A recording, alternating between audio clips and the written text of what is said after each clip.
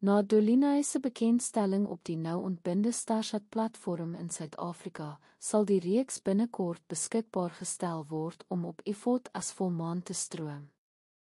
Dit vertolk is gegrel as Nakmee Nasel Pnar, gaan Eilman as Farid Aslan en Hakan Kirta as Dennis Kaya. Volmaan is vanaf 4 Julie 2017 op Startv uitgesaai en het op 31 Desember 2017 met 26 episodes geëindig. Startv is die tuiste van programme soos Bittershoot, Voelvry, tans te sien op Eefdra, as die Skoenpas en Deur Dik en Dun. Synopsis vir Volmaan. Volmaan, Dolinae, draai om Nasel na Mateerkok en Farid Aslan, 'n jong, suksesvolle, aantreklike en georganiseerde sakeman.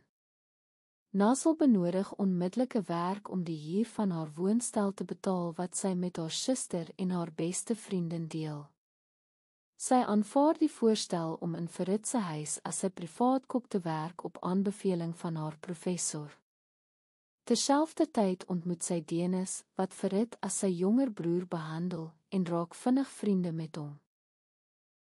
Dennis raak gou verlief op Nasel, maar sy beantwoord nie sy gevoelens nie. Die verhouding tussen hierdie drie word selfs meer ingewikkeld nadat Farid toesig oor sy neef, Bilit, neem na sy ouers se dood. Dit word belemmer deur Bilit se tante, Demet, en haar man, Hakan, wat die kind bloot wil uitbuit vir hul bose gewin.